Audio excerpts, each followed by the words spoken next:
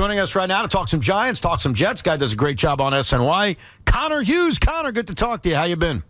What's up, guys? How are you? Fantastic. As a man who has seen many a press conference, where would you rank the Joe Schoen discussion the other day? You mentioned a lot. I mean, I think the first press conference I actually covered was the John Idzik infamous one, where he had like the 10. I had to leave class early and got in just in time for that monologue. So I've seen some bad press conferences. I think the thing about this Joe Schoen one, I don't think it was that terrible. I think it was a no-win opportunity. Yeah. I mean, the Giants have 2 wins. They've had 5 wins over the last 2 years.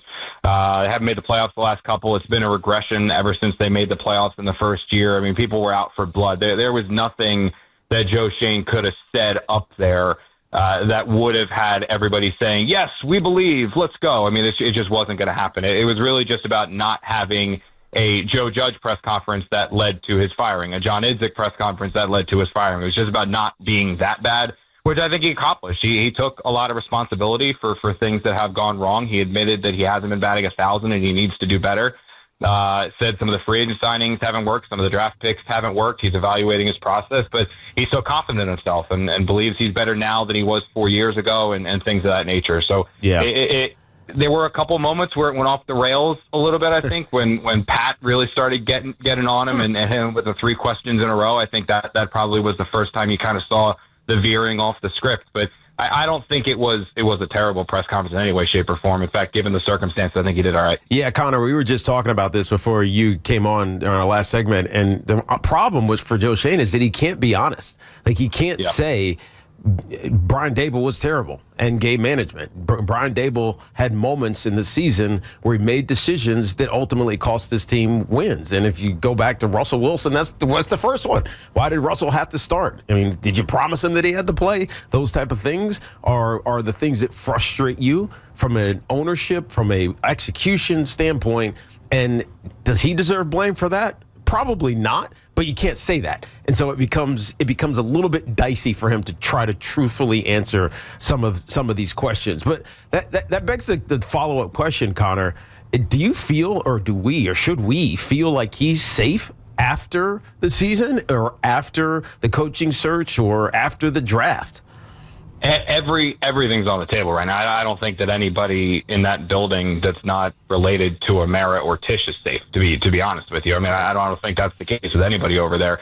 You know, when the Giants put out that statement and they said that Joe Schoen was going to be leading the coaching search and you know, they believed in Joe Schoen and essentially that statement made it seem like Joe Schoen is 100% coming back next year. A little bit of that was written and pushed forward by the Maras and the Tishes, with the belief that things weren't going to continue to spiral out of control. And that's kind of what's happened. The Giants have not won since they fired Brian Daboll. They have not won since they fired Shane Bowen. In fact, they started blowing games again, and then they started losing in crunch time again. And then in the case against the New England Patriots, they just got their you-know-what's handed to them. Yep. And probably what was the worst loss for them this season. I think that was the one this year where you could say they were completely and totally outclassed on offense, defense, and special teams. It was a really bad one. So if the Giants, if you're telling me right now, Tiki, that the Giants lose out this season and then they finish the year with 2 wins worse than last year, or say they managed to steal 1 game and still only have 3 wins, I believe in all likelihood there's going to be wholesale changes. I think it's very hard to bring back a regime, no matter who they draft or who they sign or what you believe in or getting the quarterback, if you win 3 games in 1 year and then 3 games the next year when you go 6 the year before that. And it's been this slow deterioration. But if the Giants can find a way here where the schedule does lighten up some, the Minnesota Vikings are not world beaters because of their quarterback problems. They've got the Commanders, who have been up and down throughout the course of this year, even when they've had Jaden Daniels out there. The Raiders, who are not very good and dealing with their own dysfunction. If they can find a way to win 2, 3 of these games the rest of the way, then I think in all likelihood Shane's coming back. But if they lose out or win only 1, it's tough to sell continuity. And I think Joe Schoen would tell you that as well, and pretty much did so in his press conference. We're talking to Connor Hughes. We'll get into the Jets in a second, but talking about the Giants right now. When Abdul Carter sat for the first drive, I think we all looked around and said, what the hell's going on? Yeah. What ended up bothering me was that if he missed another team function, which has been reported after the fact, how does he only miss 2 drives? Like, wouldn't that in your mind, be the time for Kafka to say sit the entire game? Oh, my good. Not even that, Evan. The first time, he missed a walkthrough, and they docked him a series. A walkthrough. Like guys lose this. When guys are docked a series in a game, thank you for saying this. I've been screaming this to the high heavens like every single day. Yeah. When guys miss a series, when guys are late to a meeting, that's usually when they're docked a series, maybe 2 series, maybe a quarter. When you miss an entire function, like an entire walkthrough, I don't care if you were getting therapy, sleeping, napping, playing video games. I don't care. When you miss an entire walkthrough and all you're docked is 1 series, that's less than a slap on the wrist. Right. That's basically like, hey, can you please not do this? Like that's literally what that was. And then for Carter to come back again, miss another meeting. I think it was Dan Duggan of The Athletic who reported it was a special teams meeting he missed, which you can kind of understand because he's on special teams, off special teams. Still, it doesn't matter when you have this alarming trend developed as a rookie, which is even more mind blowing that a rookie believes that he's entitled to miss this number of practice or miss this, show up late to meetings and miss functions and all that stuff. But you have the issue that Brian Daboll's been dealing with, which is why he's been fined and routinely late to meetings.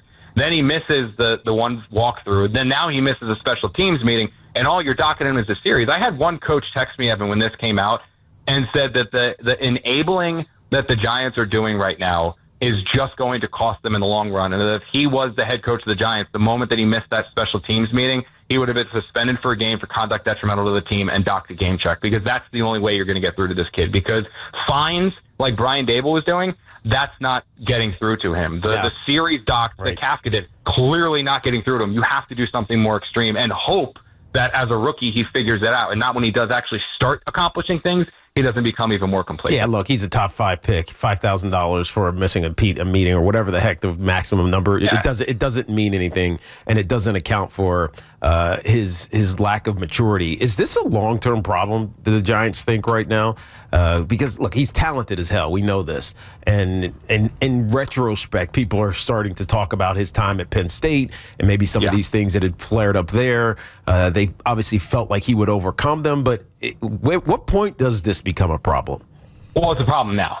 So when the way that it was described to me, and I talked about this before the draft and then talked about it again once these things kind of reared their ugly head. Right. I talked to a scout, general manager, and a couple coaches. Sorry, that's my daughter screaming in the background. Yeah, I gave her I gave her an ice pop to try to keep her quiet, and now she's saying nice. So no, I want another one, Daddy. Give me another one. I'm solo dadding at the moment right now. My wife's working, so I'm solo with Brooke. Oh, you're the man, dude. I talked to 3 people, and a general manager, like I said, a couple coaches, and then scouts as well, just about Abdul Carter. And what they said to me was he's not a bad guy. Right. This isn't an evil person or that kind of personality red flags.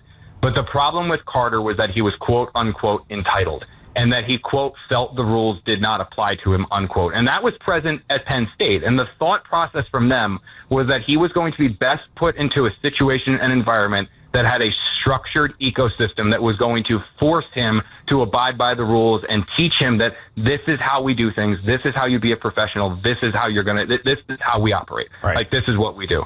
Unfortunately, when he came to the Giants, it reminded me a bit, and I wasn't covering the Giants at this point, but Odell Beckham, Tom Coughlin's last year, where Tom realized that he was on the hot seat, he was going to lose his job, and Odell was basically the only one who could save him. So Odell could get away with murder, and that's why there was no repercussions, no anything. Odell could just go crazy. And unfortunately, allowing that, coddling him so early in his career, I think led to a lot of the issues that came around when Shermer was then the head coach and other people tried to reel him in that you just couldn't. That's what I'm most alarmed with, is that Brian Daboll, realizing his what's on the line, just allowing him to get away with things that most other coaches that have job security, most other coaches aren't fighting for their jobs, would have nipped that in the bud so early. And usually you see this, Tiki, you can talk about it in the locker room more than I can. Like, usually you see this from guys who are established veterans who have accomplished something that just get complacent. Very rarely do you see it from a rookie who has done nothing in the NFL, no matter where he was drafted. So the fact that you had these concerns coming into the draft, they have not absolved at all since he's been a pro. I have my reservations on if this is ever going to truly be fixed, or if it's just going to be something that needs to be tolerated or dealt with throughout his tenure with the Giants. Yeah, that makes it sound alarming. I mean, because look, he's not a bust, because he impacts games. You see it, even though it doesn't show up in the stats. We talk about this often. It hasn't been that much of late. He's impacted games, but I feel like the salvageable opportunity for him is only going to come if the internal leadership, and I'm not talking about coaches obviously, but it's also got to be the Brian Burnses of the world and the Dexes of the world. Don't they have a responsibility and an obligation? Because I remember back in my day, this was Keith Hamilton. If you were messing around, watch out for Hammer. He was coming for you. Or Jesse Armstead. Like, those guys were dead ass serious about it. They weren't the on media, leaders of the team, but they were handling the business inside the locker room. Who's doing that for the Giants? Well, you named them. It's Burns, it's Lawrence, it's Okereke, it's guys like that. But more specifically in the meeting room of Lawrence, who's kind of the entire defensive captain, then Burns, who's with Abdul just about every single day. And I think listening to Burns talk after the game and listening to Lawrence talk after the game, those two guys painted the picture of almost, it's like, what do you want me to do? Do you want me to literally chain him to my side and carry him everywhere we go? Eventually, you need to be a pro. So this isn't something where Brian Burns is seeing this happening, going shrugging his shoulders and saying, well, it's not me. And Lawrence is shrugging and saying, oh, it's not me. I got the sense listening to those two guys speak that they have done just about as much as they feel they can possibly do with him. And now it's just dude, grow up. That's literally what Dexter Lawrence said after the game. And Brian Burns, same thing. Dude, you got to grow up. You're a professional. Be where you're supposed to be and grow up. There's only so much that they can do to handle a rookie. I mean, they're not literally going to be showing up at his door, knocking on it, saying, come on, man, time to go. Let's go. It's not them. It's on Abdul to be a professional. I mean, he signed a contract that made him one of the wealthiest human beings in the world. Right. He is getting paid a king's ransom to play a child's game. You need to live up to those expectations. I'm talking about on the field, off the field, of being a professional athlete. And I thought Carl Banks hit the nail on the head, too, on his podcast that he does with Papa. The way that he described the situation, I thought it was spot on. And it's there's only so much coaches can do, only so much GMs can do, there's only so much players can do to police them. Eventually, you have to take responsibility for yourself. And Carter simply has not done that to this point. Not that this would make a difference, but I'm curious, now that they're obviously looking for a new head coach, there's no speculation with an interim head coach right now. Do these issues with Abdul Carter and just the losses piling up, do you think it makes it likelier that they will go the veteran route in hiring a head coach? Well, they wanted that originally. That was their preference originally. I talked to a couple people about that shortly after Daboll was fired and what the Giants are going to be looking for. And it's not a requirement. It's but it's beneficial. It's helpful. I mean, they want somebody that's done it before. They want the CEO. They're not looking for the hot shot young offensive mind for Jackson Dart. Now, if that person happens to be the guy that blows them away in the interview process, that's fine. But they feel like they already went. They felt that one of the issues they had with Brian Daboll was he was so fixated and in love with Jackson Dart, and it was Jackson Dart and Jackson Dart and Jackson Dart, where it's no, dude, you're the head coach of the team. So I think that's really their focus here is they want the offensive setup, they want the offensive system. They honestly don't hate the idea of Kafka coming back as the offensive coordinator if he and the coach hit it off. I can see that. They want somebody who's going to be a leader of the locker room, command the locker room, lead these troops, and be the CEO of the entire operation. Yeah, someone who's done it before. That's extremely beneficial, especially because this is a job in New York. Yeah. So the other issue that popped up after last week's game, this massive hit that Christian Hellis put on Jackson Dart, and I honestly felt like Jackson Dart handled it the right way, and he said all the right things. You can tell he's getting frustrated and annoyed by this. Just from personal experience, I know that specific hit doesn't hurt. Right, that he was not in harm's way. He was not going to break a shoulder or get a concussion. That hit just looks really bad. But all the momentum from the linebacker goes into the player because his feet are off the ground and he just slams into the ground. It looks bad. But I thought for the most part, he actually did a better job last week of avoiding major contact. Yeah, it's just the big one. That's the thing, Tiki, is it's just the big one that he has to avoid. And it's the big one that he needs to take care of, and it's running up the sideline and realizing, you know what, just step out of bounds and live to fight the other day. That's kind of what that they have to do. And unfortunately with Dart, it's something that he has not done and he continues to not do. And the one thing that stood out to me a little bit, guys, about Dart, and it was that we talked the very next day, and Kafka said this, and Shane said this, and some of the other guys we spoke to said he's got to get out of bounds. And then you talk to Dart after the game, and he goes, there's nothing I would do different. It's this right. It's this such a difficult line that you're towing of. But it is a fine line. If he's one step quicker out of bounds, he doesn't get hit. You know what I mean? Correct. And it's 3rd and 2 instead of potentially 3rd and 1, which ultimately became 3rd and 16 because of Theo's penalty, which he was absolutely justified to do. 100%. Yeah, I have no issue with that Theo Johnson. In fact, it would have been a bigger concern if he didn't go after him. I agree. 100%. But yeah, I just they got to find it. Unfortunately, like, he's been coached one way this entire season that it's not just going to change, and you don't want him to start now double thinking in the moment and then lose his ability of what he does when he's making these special plays. So it's not an easy. It's a really delicate situation that they need to find the fine line between, and I don't think they've found it yet. I agree with that. We're talking to Connor Hughes now, the other football team, which has gotten very little attention this year. It's like the opposite of last year, where the Jets are the circus, and this year they're very quiet circus. Is winning good for the New York Jets? Because obviously some fans hate it. They look at Tankathon. What kind of question is that, Evan? You know half the fan base. I'm not making this up. Forget the other half of the fan base. You got a new head coach in a new town. Even though he's from this town, he played in this town. You have to win. Connor, do you agree with that, or are you with the Tankists? I don't think you have to win. I don't think, like, if the Jets lose out the rest of this year and they're still fighting, I don't think it's like, oh my God, what's wrong with Aaron Glenn and all that stuff. But I don't think wins are a bad thing. When you're trying to develop a culture and develop a foundation and set signs of what's to come and what you're going to accomplish long term with this team, wins are a good thing. I mean, winning games and finding ways to win. And that's the thing, Evan. Like, this isn't like the Jets just beating up on really crappy teams, or, you know, they're winning games like 10-3 where it's just like, oh God, get this game over with. This game against the Falcons was a perfect example. If they had the lead, they lost it. Then they fell behind, they came back, fell behind, came back, fell behind, came back, then won. You know, like they're learning things in this moment. I don't think there's a ton of players on the roster at the moment who are going to be part of this turnaround when the turnaround actually happens. I don't. I think this team needs a legitimate infusion of talent, free agency in the draft over the next couple of years. And a lot of the guys playing now probably are not going to be playing for the team when the Jets are making playoff runs, if they are to make playoff runs.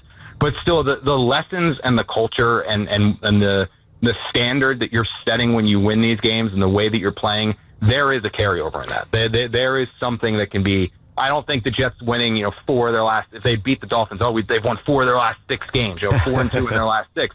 I don't think that means they're going to start next season 5-0 or anything like that. But I do believe that what Aaron Glenn and Darren Muji trying so hard to change the culture of the team, winning helps do that. Yeah, I think the other thing, Connor, with this is that you can't, as a head coach, and this is mostly perceptual for people who want to malign you, is you're chasing 500 for a long time if you start 1 and whatever or 2 and whatever. And so this is kind of selfish because I like Aaron Glenn and I want him to be successful there. You don't want to be chasing 500. It just takes forever to now get people to think of you as a winner. Yeah. And I think it's been the other thing, the other honestly thing to remember here too, Evan, is that they have the draft picks from the Sauce and Quinnen trade where that's different. Where they don't have to finish 1 or 2 to get the quarterback. They just need the teams finishing 1 or 2 to not need a quarterback, and then they can trade up and get one of these guys. Right. So that's the other major part of this too, where they can win games, find themselves picking 6, 7, or 8, and then it's not going to cost them that much, and they certainly have the capital to do it, to go up and get their guy. Well, I guess here's the caveat, and I want them to win. This is not a debate in my head. I was there on Sunday. I'm going to be there this Sunday. I love it. I want to win.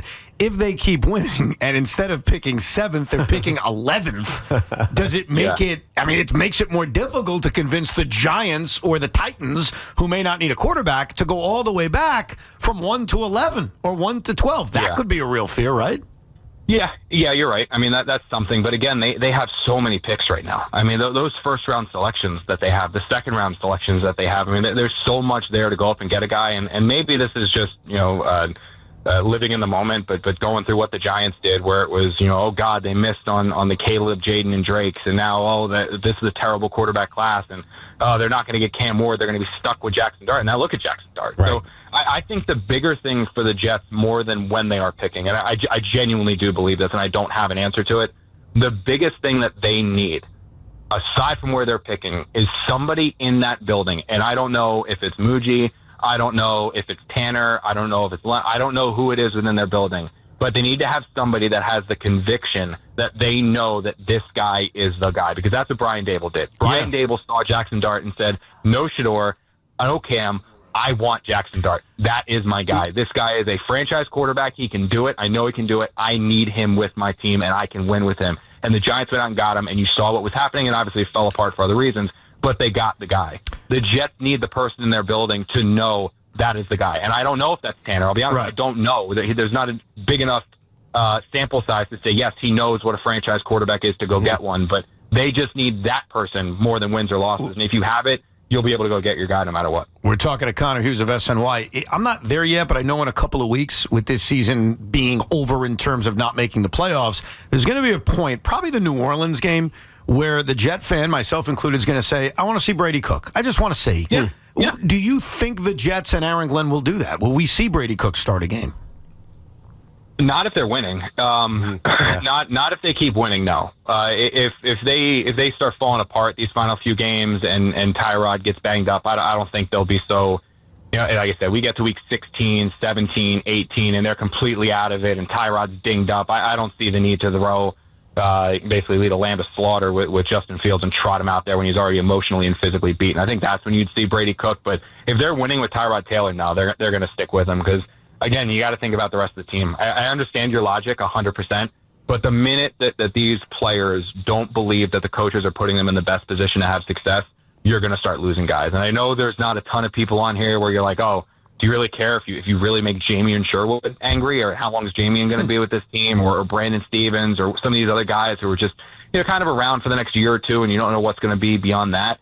No, but it's just the message that you send. Now, again, if they're losing and they're out of it, that's when you can say, look, we just got to see what else we have at the quarterback spot. But as long as they're winning, no. If they start falling apart, yeah, I think you can see Cook the final week or week 2 of the season. Give me your gut on Breece Hall, because I know what you're talking about. When a new coach, new regime comes in, they necessarily have to make over the roster. You're going to get a third, maybe even more, and turnover from a roster standpoint. But Breece Hall feels like, and Aaron Glenn's talking about him as if he is a foundational type piece. He's only 24 years old. Next year will be his year 25 season. He feels like he got 3 or 4 really good years left in him. What's your gut on Breece? More than anything else, Tiki, it's what the salary cap space that they freed up when they got rid of Quinnen and Sauce. It's gone from a position where you can franchise tag him, you can give him a 3-year contract, you can transition tag him, and it won't make a drop in the bucket of the money that the Jets have next year. So it's crazy. You would ask me a month ago, I said absolutely not, 0% chance he'll be playing for somebody else. Yeah. Now I'd say there's probably an 80% chance that Breece Hall is back with the Jets next year, and maybe even higher than that. I mean, I do think it's going to come down to money, and because that's what Hall wants. Hall wants to be paid. That's very clearly what he wants. But as long as the number is decent, or if the Jets decide we're not going to go the 3-year option, we're just going to tag you, I do believe that he's going to be back. Now, the Braylon Allen injury, I think, is kind of the butterfly effect of this whole thing, because if Braylon didn't get hurt, Breece is probably traded, and the Jets are rolling out the rest of the season with Braylon and Isaiah. But with Braylon now hurt, you kind of can't totally rely on him next year. There's some concerns there long term. That's when I think it just makes more sense, where when money's not an issue, just pay the running back. Just pay him, keep him, and suddenly, like I said, you need a wide receiver 2, still need a wide receiver 3, you need to tweak the line a little bit, but you already have the big positions taken care of the tackle. That's when suddenly that whatever you draft that rookie quarterback, you're dropping him into a situation that's a pretty good ecosystem to have him thrive with the receivers, the line, the quarterback, or running backs, and then a coach that you do believe in Tanner. Absolutely. Connor, great talking to you. Get back to your daughter. We appreciate it. Yeah, look forward to it. Thank you guys so much. Take care, Connor.